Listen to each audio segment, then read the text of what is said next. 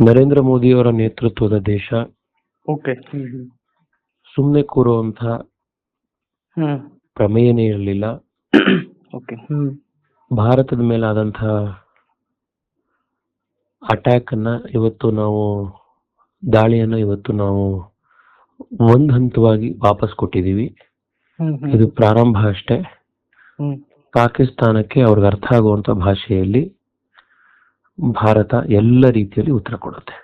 Okay. ಈ ಒಂದು ನಿರೀಕ್ಷೆ ಇತ್ತ ಸರ್? ಭಾರತೀಯ ಸೇನೆ ಸುಮಾರು ಮೀಟಿಂಗ್ ಮೇಲೆ ಮೀಟಿಂಗ್ ಮಾಡ್ತಾ ಇದ್ರು, ಮೋದಿ ಅವರಾಗ್ಲಿ, ರಕ್ಷಣಾ ಸಚಿವರು ರಾಜನಾಥ್ ಸಿಂಗ್ ರಾಗ್ಲಿ, ಎಲ್ಲೂ ಕೂಡ ಮಾಹಿತಿಯನ್ನು ಸಿಗ್ಲಿಲ್ಲ. ಇಡೀ ದೇಶಕ್ಕೆ ದೇಶವೇ ನಿದ್ರೆಯಲ್ಲಿ ಇರುವಾಗ ಈ ರೀತಿಯಾಗಿರ್ತಕ್ಕಂತಹ ದಾಳಿ ಹೇಗಿತ್ತು ಸರ್ ಅದು?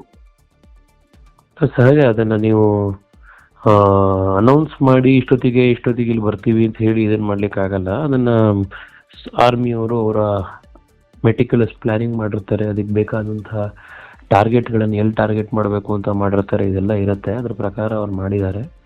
ಇದು ನಾನು ಹೇಳ್ದಂಗೆ ಪ್ರಾರಂಭ ಅಷ್ಟೇ. ಭಾರತದ ಮೇಲೆ ದಾಳಿ ಮಾಡುವಂತಹ ಏನ್ ಟೆರರಿಸ್ಟ್ ಇನ್ಫ್ರಾಸ್ಟ್ರಕ್ಚರ್ ಪಾಕಿಸ್ತಾನದಲ್ಲಿದೆ ಅದನ್ನ ಕಂಪ್ಲೀಟ್ ಆಗಿ ಬುಡಮೇಲ್ ಮಾಡೋವರೆಗೂ ಕೂಡ ಈ ಒಂದು ಸಮರ ಮುಂದುವರಿಯುತ್ತೆ.